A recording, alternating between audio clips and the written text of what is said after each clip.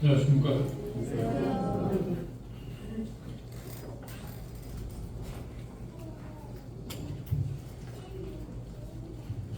히브리서 12장에 있는 말씀 보겠습니다.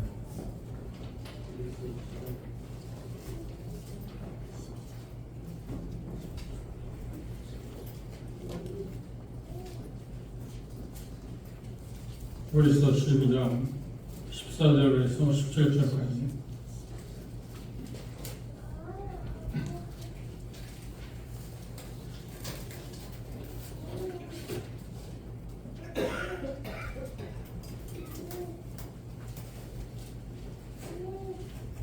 우리 12장 14절 제가 먼저 읽겠습니다. 하나씩 교도하겠습니다.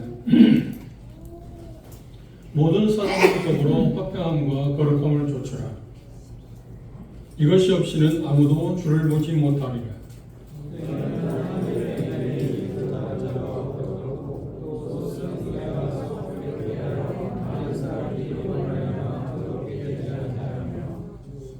음행하는 자와 혹 한 그릇 식물을 위하여 장자의 명분을 판 에서와 같이 망령된 자가 있을까 두려워하라.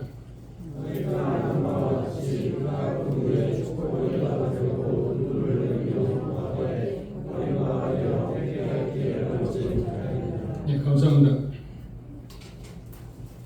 어제가요? 그저께인가요? 어제인가요? 세계적인 그 축제라고 하는 올림픽 경기가 파리에서 있습니다.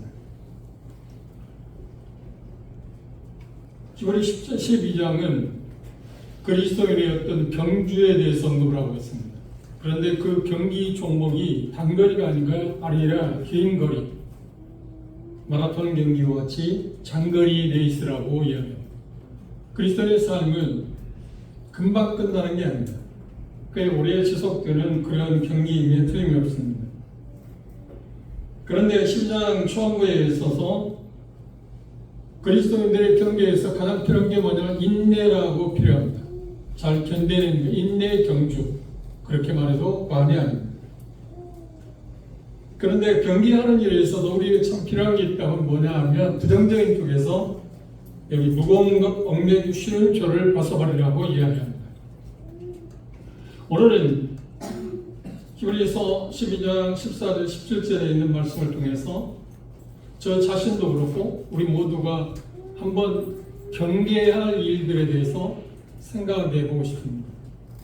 이 메시지를 준비하면서 하나님 앞에 저 자신도 회개하는 마음이었습니다. 왜냐하면 그 메시지가 하나님께서 말씀하신 말씀에서 저도 많이 멀어져 있다고 하는 것을 보았기 때문입니다. 형제 자매님들이 생각할 때 그리스도의 삶에서 무거운 것들, 얽매이기 쉬운 죄들이라고 할 때 어떤 거라고 생각합니까? 이건 개인차가 있다고 생각합니다. 어떤 형제 자매들은 A라고 하는 것이 무거운 것이 아닌데도 불구하고 어떤 사람에 의해서 그게 무거운 것일 수 있고요. 어떤 형제 자매들에게는 그게 얽매이기 쉬운 것이 아닌데 어떤 형제 자매들은 그것들이 얽매이기 쉬운 것들이 있을 수 있습니다. 개인차가 각각 있습니다. 그것들은 다양합니다. 무거운 죄, 얽매이기 쉬운 것들, 그건 다양합니다. 그런데 이 본문에서 특별히 에서를 통해서 우리에게 경계하고 있는 말씀이 있습니다. 우리가 놓치고 있는 게 있다고 이야기합니다. 저 자신도 그 부분에 대해서 좀 소홀히 하지 않았는가 그렇게 생각하고 반성하고 회개하는 마음이었습니다. 그건 바로 무엇일까요?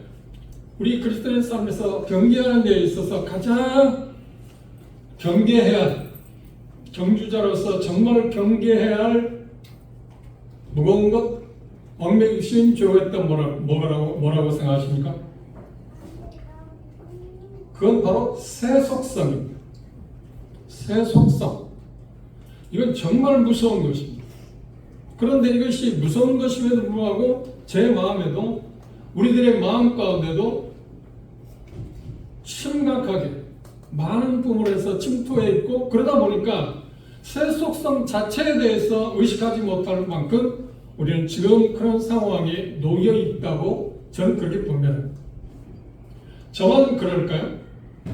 이 말씀을 생각하면서 한번 우리 자신들을 하나님의 말씀을 통해서 비춰볼 수 있기를 바랍니다.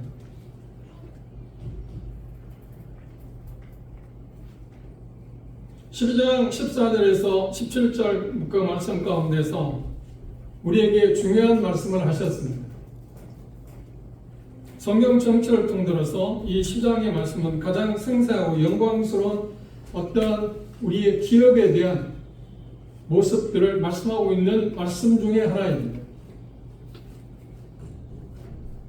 그런데 믿음의 경주를 하면서 우리가 이 새 속성에 물들지 않기 위해서 조심하라고 말씀하고 있고, 실례로 실물을 들어서 예선하고 하는 사람을 통해서 우리에게 경계로 하고 있습니다.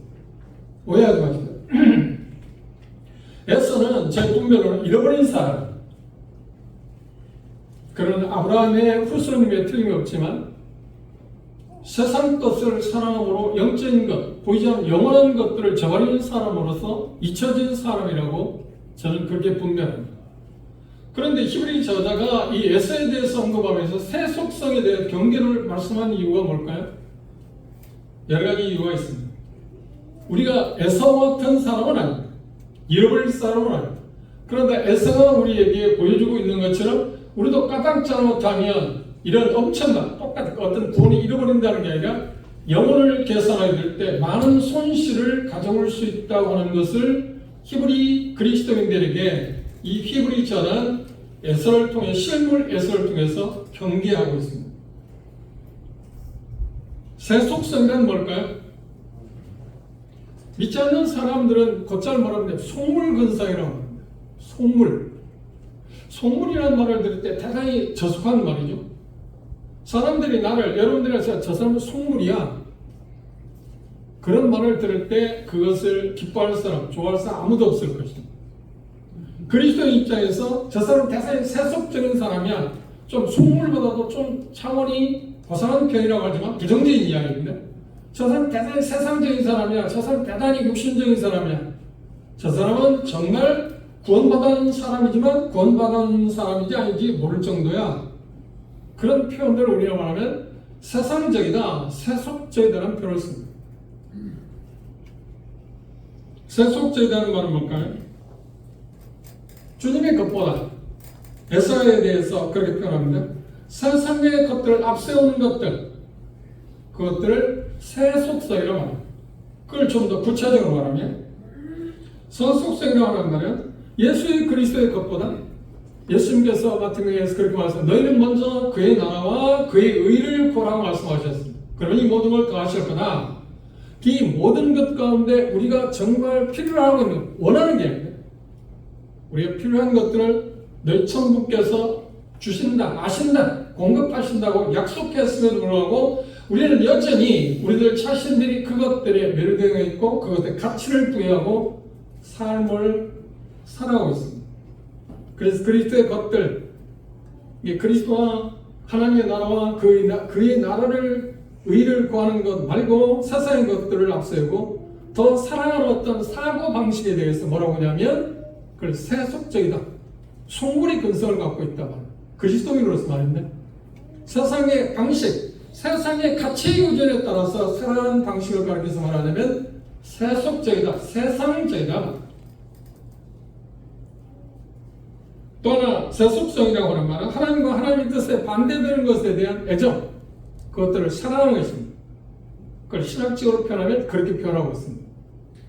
또 세속성은 세 번째로 그리스도의 삶에서 그리스도를 사랑하는 마음을 빼앗아가는 모든 것들, 하나님을 섬기는 일에 있어서 지상을 초래하는 그 모든 것들을 받아들이는 것, 그것들이 나의 삶의 방식이 되는 것, 그것들을 뭐라고 하냐면 하나님은 세속적이다, 세상적이다, 육신적이라고 그렇게 말합니다. 또 네 번째로 세속적이라는 말은 하나님과 다른 사람들을 사랑하고자 하는 것. 주님께서 우리 원하는 것이 하나님을 사랑하고 이웃을 내 몸과 같이 사랑하라고 말씀하셨는데, 사랑하고자 하는 우리의 사랑을 방해하는 모든 것들, 그것들을 뭐라고 하냐면 세속적이다, 세상적이다. 왜 이것에 대해서 정의를 분명하게 제가 말씀을 드리냐면, 그래야만 이 본문에 있는 말씀을 우리가 정확하게 짚어볼 수 있기 때문에, 비춰볼 수 있기 때문에. 히브리 10장 14절 19절에서 에서는 눈에 보이는 것에 따라서 살았습니다. 그렇죠? 눈에 보인다는 것은 뭘까요? 지금 당장에 필요한 배고픈 것, 팥죽 한 그릇 때문에 장자의 명분을 장자의 명분은 후에 자기에게 주어질 엄청난 복이 그것에 있는 것을 알지도 못하고 그것은 다음 일이다. 지금 당장 내 죽고자 배고파서 죽을 지경인데 장자의 명분이 내게 무슨 소용이냐? 팥죽하고 바꾸겠다. 그것을 에서를 통해서 우리가 말하는 것은 뭐냐면 그게 세속적이다, 세상적이다, 속물근성이다.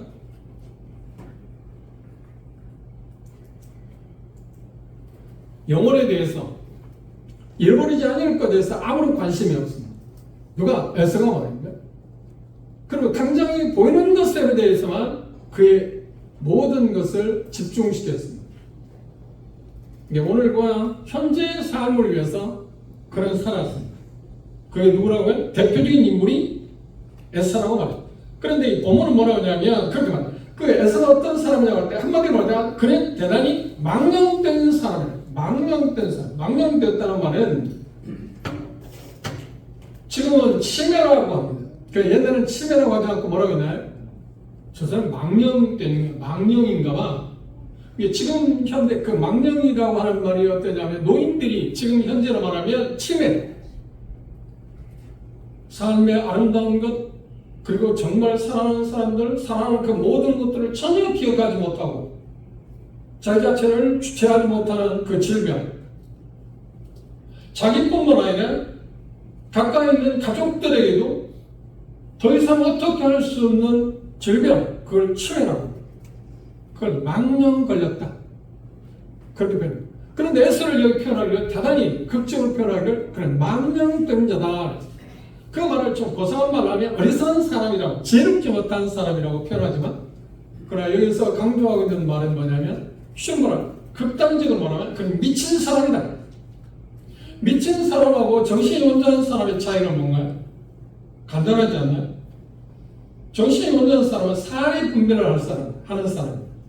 사람 분별, 옳고 그런 것, 좋은 것, 나쁜 것을 전혀 식별하거나 구별하지 못하는 사람들의 행동을 뭐라고 하냐면 미쳤다고 합니다. 정신병자. 세속적이라는 말을 에서를 통해서 우리에게 하나님은 강하게 표현하는 게 뭐냐면 그는 정신 나간 사람이에요. 어떻게 살았게? 그가 인간적으로 볼 때 정신 나간 사람이에요.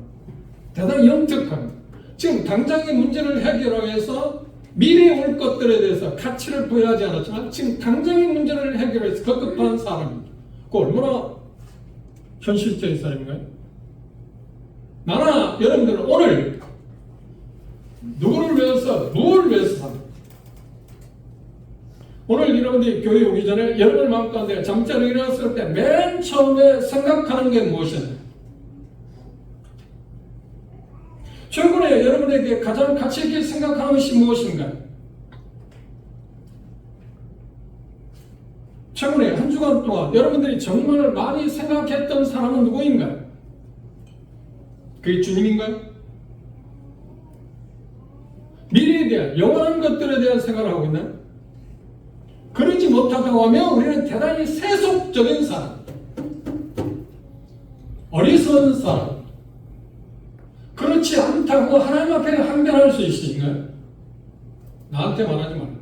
우리 양심을, 우리의 모든 것을 아시는 그분 앞에 나는 세상에 대해서 별로 관심이 없습니다. 그리고 미래, 영원한 것에 대해서 나는 치중하고 있고 그것의 가치를 향해서 나는 가고 있습니다. 라고 여러분들이 그렇게 당당하게 말할 수 있나요? 우리는 너무나도 말씀드린 것처럼 너무나도 세속적, 세상에 속하다 보니까 이것이 세속적인 것이라고 조차도 인지하지 못할 만큼 그것에 흠뻑 젖어 있습니다. 그것이 당연하다고 생각하고 그것에 가치 있다고 생각하고 살아가고 있습니다. 그렇지 않은가요?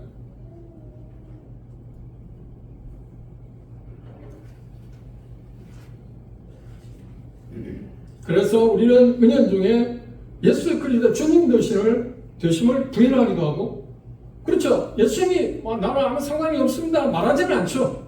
그런데 내 삶을 통해서 그리스도인으로서 주님을 드러내야 할 사람의 입장에서 그분을 드러내는 것보다는 그냥 내가 대충 삶에서 삶을 살아가기 좋겠다고 하는 의식을 갖고 우리가 살아가고 있지 않나요? 주님을 말하는 것이 부끄럽기도 하고, 그리고 내적인 요소를 외적인 것보다도 더 중요시 여기는데 외적인 것에 우리는 관심을 갖고 있습니다. 그리고 우리는 어떤 것을 얻을 거냐, 무엇을 취할 거에 대해서 관심이 있지, 내가 어떠한 사람이 될 거에 대해서 그렇게 별로 관심이 없습니다.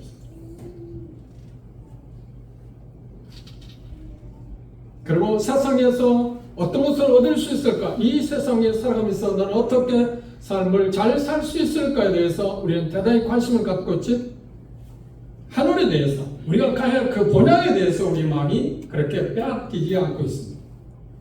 그쪽에 우리 마음을 기울이고 있지 않습니다. 그것이 저고 여러분 아닌가요? 그건 말하는 거예요. 나도 모르게 우리는 새 속성에 지금 물들어 있고, 그 새 속성이란 무서운 수렁에 빠져 있다고 합니다.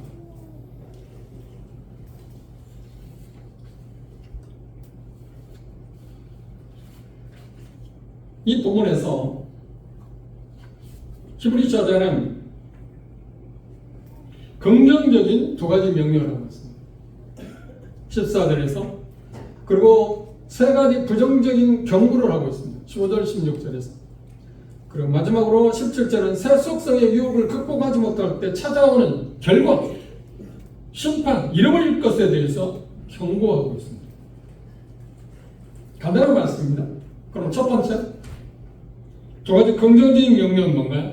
14절을 주목해 보십시오. 첫 번째 뭐냐면 모든 사람과 더불어 화목하라. 우리가 살고 있는 현대 특징이 뭔가요? 우리는 화목을 증진하고 싶습니다.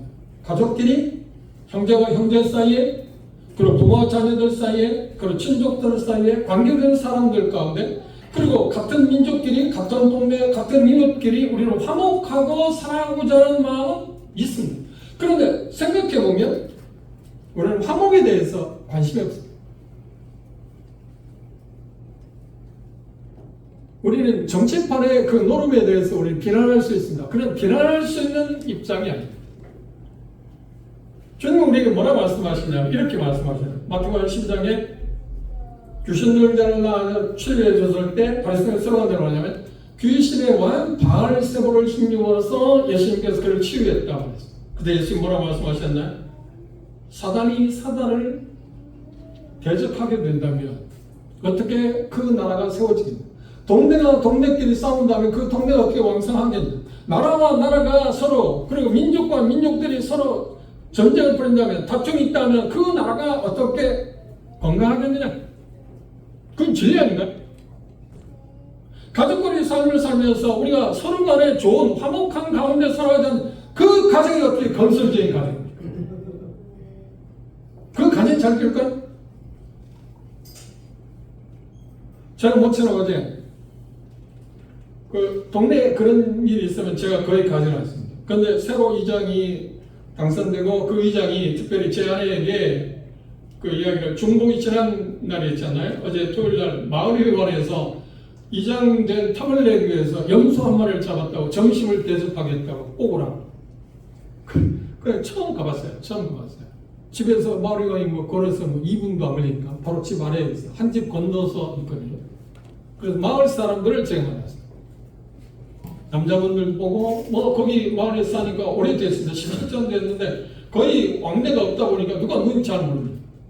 근데 몇몇 분들은, 그런데 남자들 방에 들어가니까 거의 점심시간이 끝났고 여자들 방에 자리가 있다고, 제 아내가 늦게 갔기 때문에 제 아내하고 상을 차려서 밥을 먹었어요. 그런데 그 아줌마들 거의 아는 사람이 별로 없어요. 딱 한 사람, 정확히 아는 사람 한 사람. 그런데 제가 살고 있는 게 계밀량이에요. 출시들 본향입니다. 여러 마을 분들이 왔습니다. 노인분들 거의 다 젊은 사람 거의. 그런데 한번 생각해보세요. 그 마을 분들이 전에 이장성으로 해서 새로 그 전원주택을 만들고 오신 분들하고 원래 본토인들, 그걸 토익이라고 말하죠. 그분들 갈등이 있어하고 특별한 여러 가지 심각한 문제가 있고, 심지어 면에서 나와서 선거를 해서 이 토익이가 이장이 된 겁니다. 그런데 그런 다툼이 은연중에 있어요. 그러니까 외부에서 와서 전원주택을 만들어서 사시는 분하고 원래 토백이더라고. 그런데 전원주택에 사시는 분이 훨씬 많아요. 서로 오신 분들이 많아요. 그런데 그분들이 서로 간에 화합하지 않으면 그 동네가 잘 될까? 잘 될 거라고 아무도 생각 안 했어요.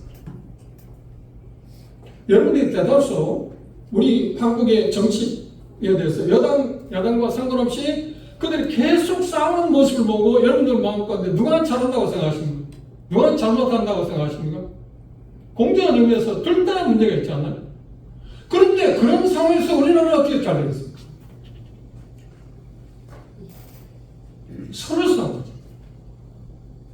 야당과 여당끼리 잘하는 건 잘한 거고 못하는 건 못하는 걸로 하는 게 아니라 계속해서 반대를 위한 반대가 되는지 어떤지 모르지만 정확히 그 부분의 정치에 대해서는 별로 제가 관심이 없거든요. 그러니까 이 선을 갖고 볼 때 이렇게 서로가 야당과 여당이 계속 싸우게 되면 우리나라는 어떻게 되겠습니까? 뭐가 지금 되어가는 게 있나? 지금 우리 사회는 국가적으로도 마찬가지고 우리 나라도 마찬가지지만 우리 주변도 마찬가지지만 세계적으로 계속 분쟁하고 있잖아요. 하나님께서는 우리에게 말해요. 그리스도인도 우리에게 말씀하기를 뭐라고 하냐면 화목해라. 그런데 평가는 그것이 없이는 주를 보지 못한다. 주를 보지 못한다는 말은 뭐면 그분과의 사귐을 우리가 전혀 누릴 수 없다고 하는 이야기. 한번 생각해 보세요. 여러분들 형제 자매들끼리 화목이 있나요? 아니 먼저 하나님과 참 친근감이 있으십니까? 우리는 예수 그리스도의 보혈로 말하면 하나님과 화목된 사람.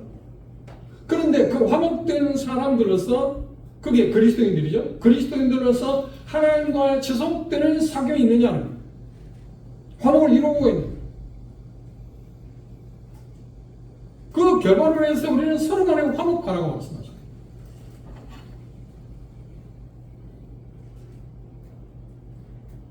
모든 사람으로다. 모든 사람.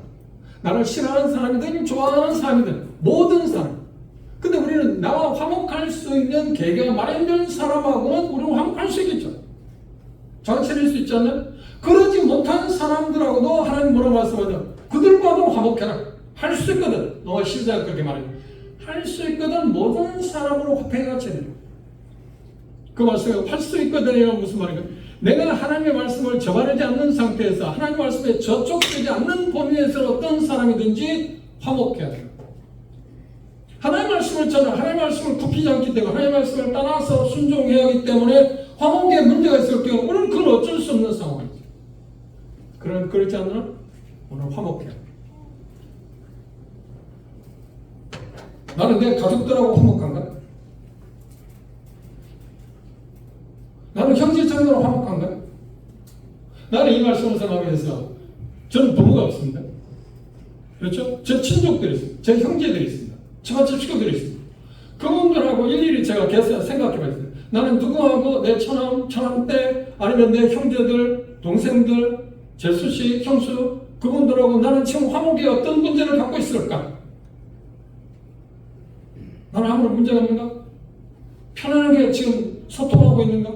얼마 전에 제 막내 동생이 박둥이라고 일반적으로 그렇게 말합니다. 미국에 이민 간 지 33년이 걸렸습니다.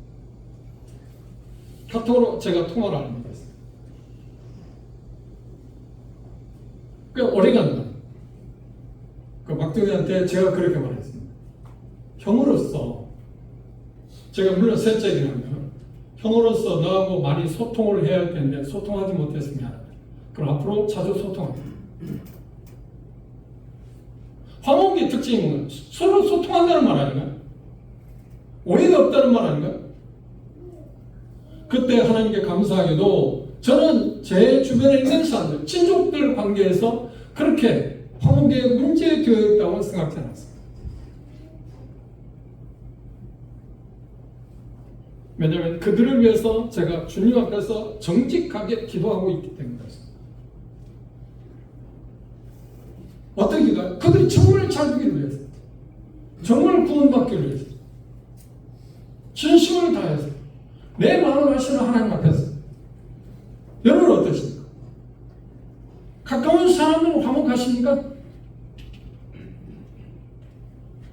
형제와 형제들, 구원받은 형제가 형제한테 반목하고 질시하고 분쟁하고 다투고 네가 잘났네, 네가 옳으니 그러니, 이런 사회가, 교회가 그런 교회가 있다고 생각합니다. 그게 무슨 교회예요?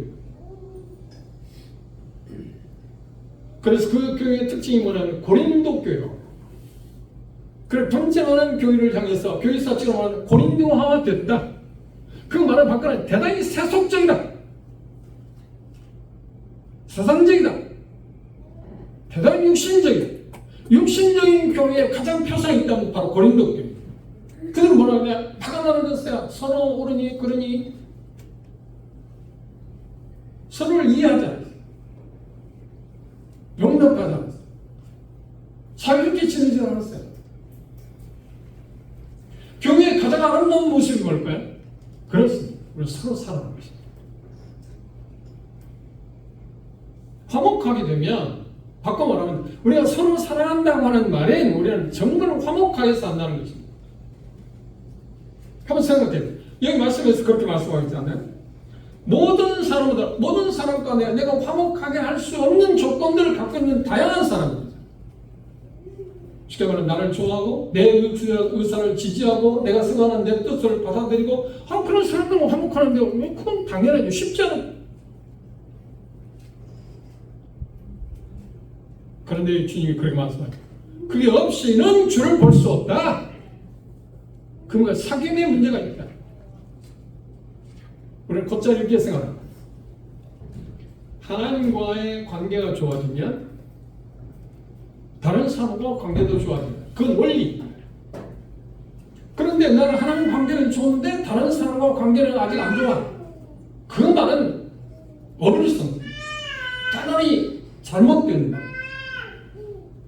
하나님과 관계가 좋으면 다른 사람 관계도 당연히 좋은 것이다. 다른 사람과 관계에 문제가 있다고, 화목에 문제가 있다면 그런 하나님과의 관계가 아니라 사귐의 문제가 있다. 이 관계는 변할 수 있는 게 아니다.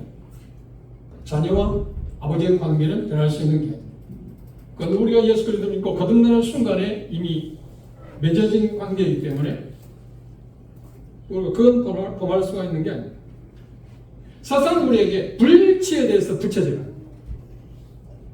화목과 반대되는 것입니다. 그런데 그때마다 뭐야? 조건들이 있잖아요. 이유가 있잖아요. 나는 뭐 하려고 그랬는데 상대방이 문제야. 네가 문제잖아. 근데 주님 말은 모든 사람과 화목. 그걸 어떻게 해소할 겁니까? 이게 우리 사회에 만연되어 있다. 이건 자연스러운 거잖아요. 지금 현재. 그렇지. 이게 성경적으로 볼 때, 우리 인간으로 볼 때도 대단히 부자연스러운 것인데, 하도 그것에 그렇게 세속화되다 보니까 이게 자연스러워져요. 불일치가 별로 문제가 안 돼요. 화목하지 않으면 별로 문제가 되잖아요. 형제의 자녀들 다투는 게 별로 문제가 되잖아요. 지금 그런 세상에 놓여 있다. 나라 여러분,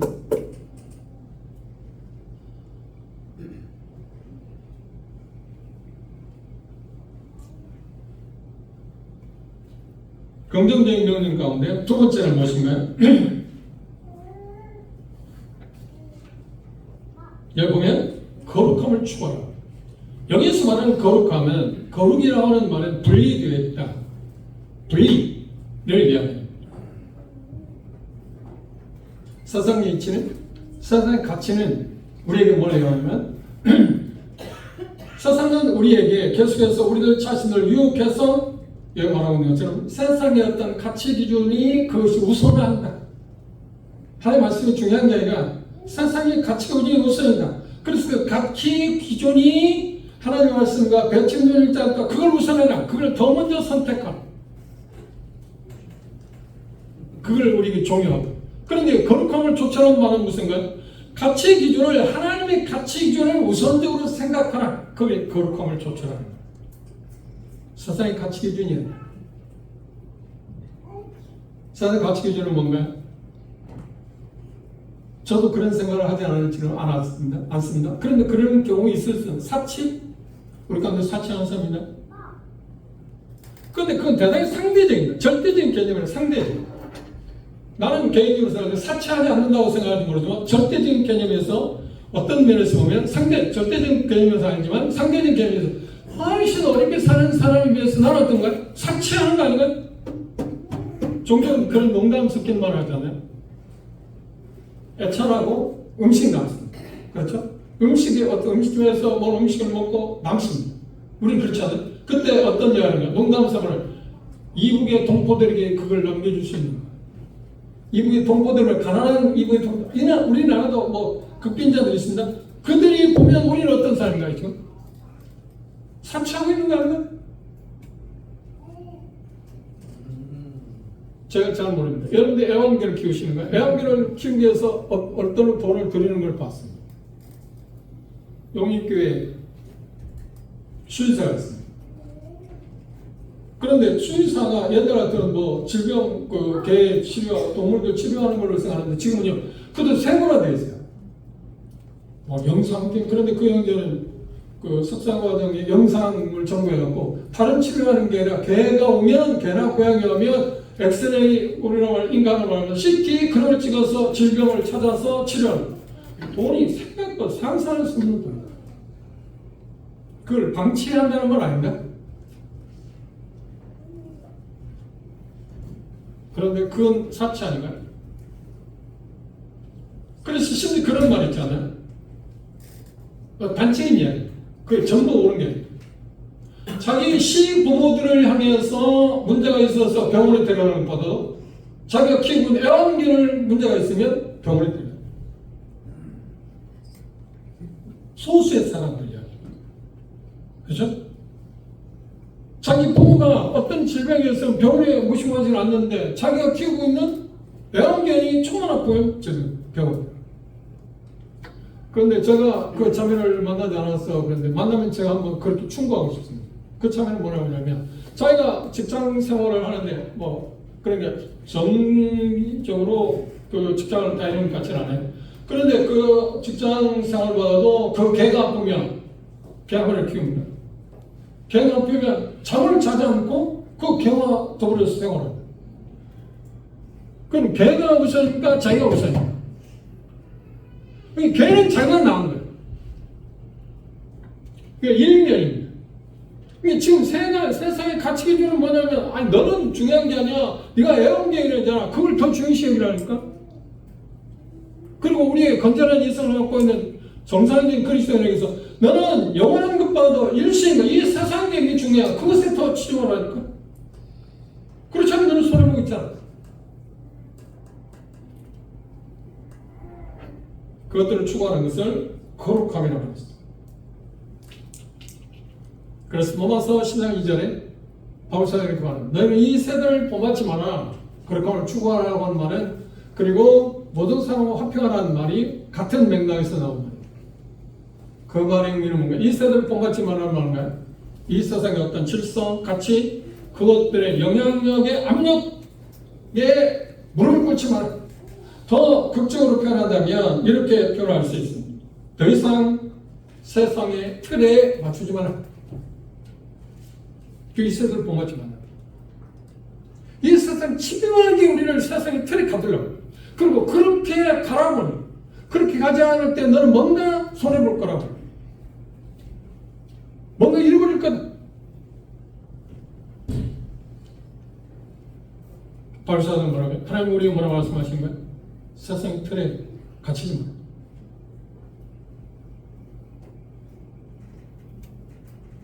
그를 위해서는 이 시장에 말씀한 대로 우리의 눈을 들어서 우리의 믿음의 주여 온전케 하신 그분을 바라보는 것입니다. 두 번째, 부정적인 세 가지 경고를 했습니다. 첫 번째는 뭔가요? 15절을 보십시오.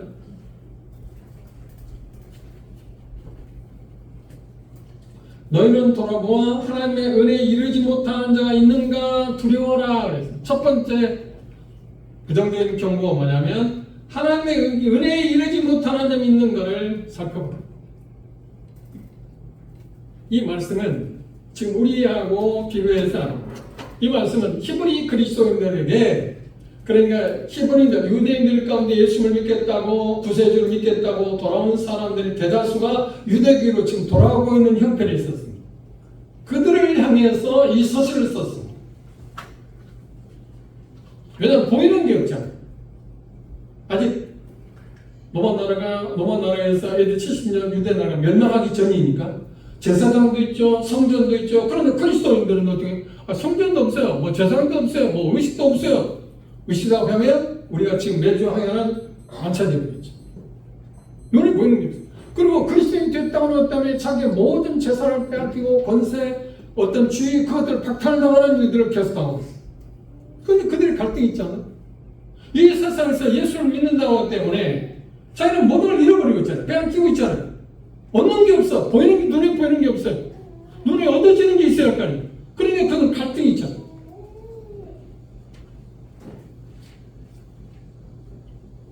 직접적으로 자기가 소유한 것을 지금 빼앗기고 있어요. 자기가 얻은 자리에서 지금 물러나야 해요. 그리스도인 됐다는 것 때문에. 그런데 그 믿음을 지키기가 쉽나요? 그 은혜에 머물러 있는 쉬운 거예요? 그래서 그들은 대다수가 되면 다시 유대기로 돌아가죠. 그래서 그들에게 이 시브리 저자는 말합니다. 은혜에 이르지 못하는 자가 있을까는 두려워해라. 그렇게 하지 마. 타락하지 마. 퇴보하지 마. 그럼 이걸 우리에게 적용한다는 무슨 말인가요? 우리는 여전히 하나님의 은혜 가운데 사는 사람. 그 말은 은혜 가운데 산다는 말은 하나님께서 우리의 은혜를 베푸셨고 은혜를 가운데 누리고 있고 은혜 가운데 산다고 하는 말, 우리도 동일하게 다른 사람을 대할 때 은혜를 베풀어. 은혜라고 하는 그 기준에서 삶을 살아가는 거예요. 그런데 거기서 멀어지지 말아요. 두 번째, 부정적인 경우가 무엇인가요? 쓴뿌리가 나는 낙연하지 말라고 했습니다. 15절 주목해 봅시다. 다시 보십시오. 너희는 돌아봐 하나님의 은혜에 이르지 못하는 자가 있는가 두려워하고, 두 번째 또 쓴뿌리가 나서 괴롭게 하고 많은 사람이 이로 말미암아 더러움을 입을까 두려워. 이 쓴뿌리가 뭔가요?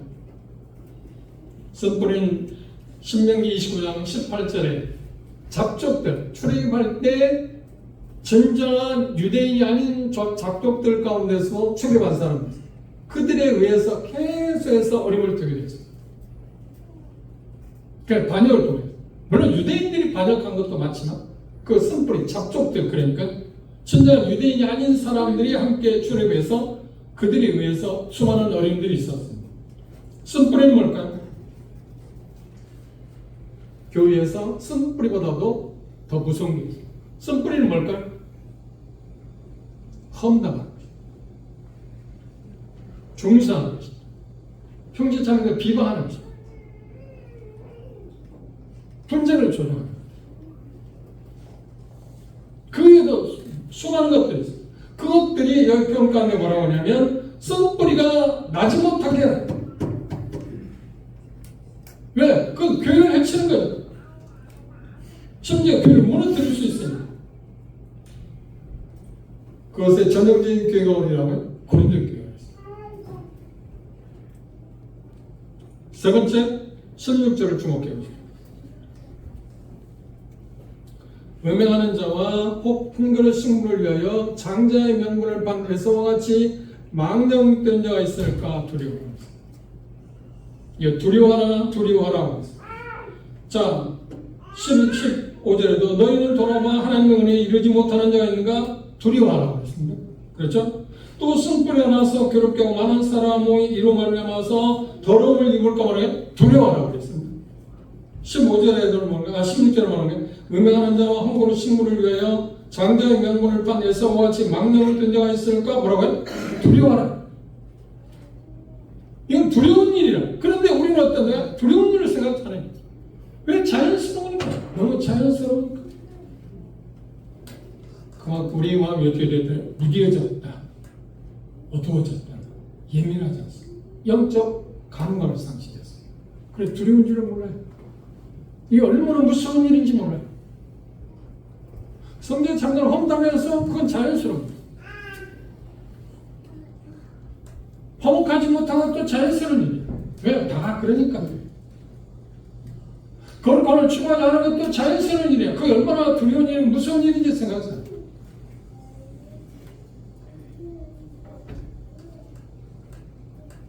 세 번째 경고는 애써 힘들음을 용납지 말아라. 히브리 저자는 에서는 세속성의 대표적인 인물로 지금 말하고 있습니다. 에서는 쉬운 말하면 장세에 나오는 거고요. 자, 사내가 돌아왔는데 지금 당장 배가 고픕니다. 배가 고프고 내가 허기짐을 이길 수 있는 방법은 뭔가 먹어야 되네. 그렇지, 먹어야 돼. 저는 여기까지 살아오면서 거의 그랬습니다. 거의.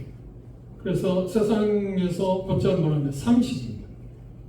하루에 3번씩 꼭 음식을 밥을 먹습니다. 어떤 면에서 제 아내는 힘들죠. 근데 제 아내는 힘들기도 하고 하지만 그게 자연스러워. 제 아내는 자연스러운 거예요. 일식만 그 남편을 두는 사람이 30을 하면 힘들겠지만 매일 계속 결혼 초부터 30을 계속 했으니까 그건 자연스러워. 자연스럽긴 하지만 매 끼니마다 음식을 마련한다는 게 생각보다 쉬운 일은 아니에요. 근데 한 끼니 굶으면 저는 표가 나요. 3끼니는 먹습니다. 그리고 다른 어떤 거 군것질하거나 별로 그런 건 하지 않습니다. 3끼니는 꼭 먹습니다. 그런데 한 끼니 안 먹으면 좀 힘듭니다. 저는 수요일날 밭에서 일하다가 늦게까지 왔어요. 그래 대개 6시 반에 교회 집에서 출발하는데 6시 반이 다 됐습니다. 저녁을 안 먹고 지금 교회 갔습니다. 저녁을 안 먹고 물만 먹고 가니까 허기졌습니다. 그런데 형제자매이 저를 보고 뭐라고 어디 아프냐고. 뭐 아프긴 뭐 아파요. 똑같이. 그렇죠? 그건 모르는 게 한번 생각해 보세요. 여러분 그런 경험이 있을 겁니다. 한 끼니 굶는다고 문제가 되는 거예요? 하루 굶는다고 문제가 되는 거예요? 에서를 생각해 보세요. 지금 사냥 와서 배고픕니다. 그런데 마침 야곱은 대단히 간교한 사람으로서 식욕을 땡기는 팥죽을 쓰고 있었어요. 개죽을 쓴 게 아닙니다. 소죽을 쓴 게 아닙니다. 사람이 붉은 걸 보면 대단히 식욕이 당긴다. 더군다나 배고플 때는 더 그런데. 지금 야곱은 대단히 계략적이죠. 간교하게 가져올 수 없어요. 형이 에서가 동생 야곱에게 팥죽을 좀 달라고 하니까 형이 뭐라고 한 거야? 형, 이 팥죽 한 거라고 뭐 바꾸자고요? 장자의 명분은 뭐냐 하세요? 하나님께서 그에게 주는 모든 복이 함축되어 있는 말입니다. 하나님의 복은 눈에 보이는 거야, 보이지 않는 거야? 팥죽은 눈에 보이잖아요. 하나님 복은 눈에 보이는 게 아니야. 미래의 일이야. 하나님도 받을 일이야.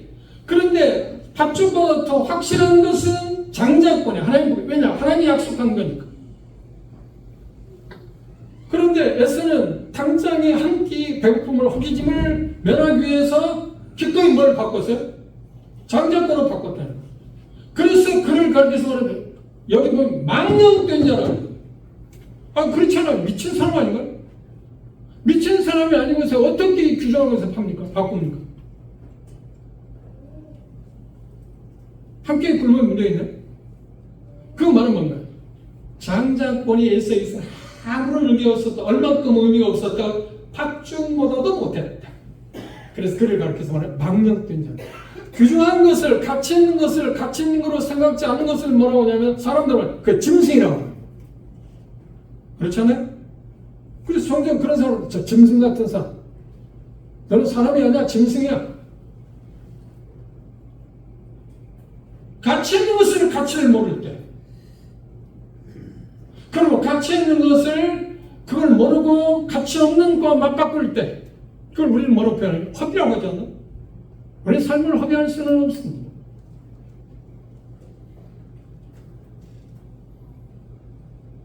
예수는 그 소중한 것, 세상에 그 어떤 것하고 바꿀 수 없는 장자권, 하나님이 주신 그 놀라운 복이 거기에 들어있는 그걸 보따리를 팥죽한 거라고 바꿔버렸어요. 그리고 창세기 보면 뭐라 했나요? 그 후에 팥죽으로 배를 채우고 나서 얼마 시간이 흐른 후에 장자권의 소중함을 보게 됐을 때 자기 아버지로부터 장자에게 주어지는 복을 받게 되고자 하는 그 복이 자기에게 현실적으로 다가왔을 때 그걸 자기가 받지 못했잖아. 그때 어떻게 돼? 아버지한테 야곱에게 이삭에게 빡 울면서 사네. 왜 나에게 빌 복을 왜 남겨주지 않았습니까? 왜 그 장자의 복이 내가 장자인데 왜 그 복을 나에게 주지 않습니까? 그런데 그 복을 누가 뭐하고 바꿨나요? 장자고 바꿨잖아요. 파충하고.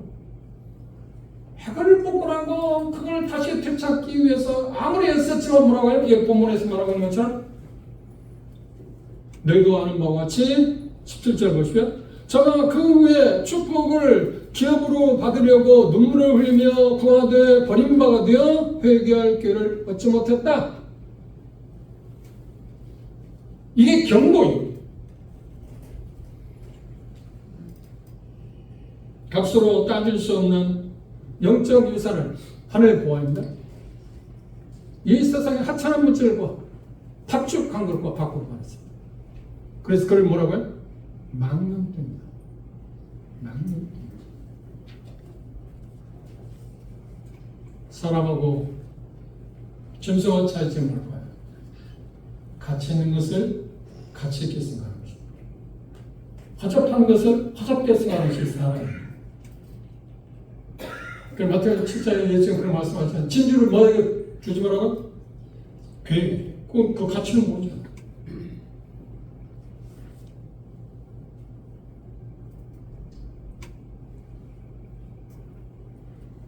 17절에 가장 소중한 가치 있는 것을 가치 없는 것과 바꿔버린 에서에 대해서 언급하고 나서 그렇게 말합니다. 에서의 가치는 무서운 병을 별과 그걸 우리 말씀. 그 말씀하시는 이유가 뭔가요? 에서처럼 소중한 것을 가치 있는 것을 허접한 것으로 여기고 삶을 살게 된 것을 꼴까라 다시 열릴 수 없다. 그것을 다시 되돌릴 수 없다. 우리가 이 땅에 살아가면서 우리가 새 속성에 물들지 않고 이 새 속성을 두려워라고 그랬습니다. 새 속성에 물들지 않아야 할 이유가 뭐냐? 그걸 경계할 이유가 뭐냐면 우리가 미래에 받게 될 엄청난 유산을 우리는 잃어버리게 될 거고 그때 가서 아무리 얻으려고 해도 유산을 받으려고 얻을 수 없다. 이미 지나버렸으니까. 히브리 저자는 우리에게 말씀합니다. 결론적으로 그래 말합니다. 나는 어떻게 살아야 할 건가? 에서에 대해서 말하면서 이렇게 말합니다. 나는 어떻게 살 건가? 에서처럼 가치 있는 것을 허접한 것으로 이기고 가축한 것으로 바꾸어서 하는 그런 어리석은 사람, 망령된 자가 될 건가? 아니면 하나님 말씀하시는 그 긍정적인 두 가지 명령? 모든 사람과 다 화목하고 거룩을 추구하며 살 건가? 영원한 것을 위해서 일시적인 것을 우리가 포기할 줄 아는 지혜로운 사람이 될 겁니다. 우리가 잘 알지 않나요? 짐 엘리엇 형제는 에콰도르 선교사입니다. 그의 간증을 보면 거듭난 형제들하고 모임 생활도 했고. 근데 그분이 유명한 말을 했잖아요. 뭐라고요? 영원한 것을 얻기 위해서 영원하지 않은 일시적인 것을 버리는 것은 우리 선생은 그분 기꺼이 에콰도르 선교할 때 자기 목숨을 내줬던 것은 영원한 것을 일시적인 것에 대해서 그것이 소중한 사람이기 때문에 자기 목숨을 내놓을 수 있어요. 그런 그렇게 말했어요. 잃어버리지 아니할 것을 위해서 잃어버릴 것, 없어질 것, 한시적인 것을 포기하는 지혜를 가져요. 다시 묻습니다. 하나님의 본문을 통해서 저에게 경고한 것처럼 우리 모두에게 경고합니다. 나는 새 속성에서 얼마나 멀어지는가? 나는 세상적인 것에서 내 마음이 얼마나 지금 하나님께서 추구하고자 하는 말씀하고 있는 것처럼 어떤 사람은 화목하고 그를 추구하는 쪽에 그리고 영원한 것의 가치를 비하하고 그것의 가치를 생각하고 그것을 투자하며 사는 지혜로운 사람입니다. 결론 같잖아요. 결론 두말할 것도 없습니다. 우리는 지혜로운 자예요. 우리는 어리석은 자예요. 우리는 망령된 자예요. 그럼 우리의 삶에서 망령된 행실을 우리도 할 수 있습니다. 그리스도임에도 불구하고 어떻게 해야 합니까? 에서처럼 가치 있는 것을 허접한 것과 맞바꾸는 그것이 망령된 삶. 내 삶을 생각해 한번 점검해 봅시다. 나는 지금 뭘 추구하고 있는가? 내게 있어 가치 있는 것이 뭔가? 나는 영원한 것을 위해서 어떻게 지금 준비하고 있고 그것에 나는 얼만큼 내 마음을 지금 두고 있는 거야. 얼만큼 그것에 가치를 두고 나는 그것을 향해서 가고 있는 거야. 내가 갈 본향에 대해서 나는 얼만큼 관심이 있는 거야. 그래서 우리에게는 적절한 시련이 있어요. 그렇죠? 시련이 없으면 우리 세속성이 우리를 자리를 잠시켜 기억하시다. 그래서 이 망령된 자의 길을 벗어납시다. 하나님의 경고를 우리가 받아요. 이렇게 경고하시는 그분에 대해서 우리는 찬양하고 감사하고 다시 한번 이 시간을 통해서 나는 우리 모두가 경배합시다.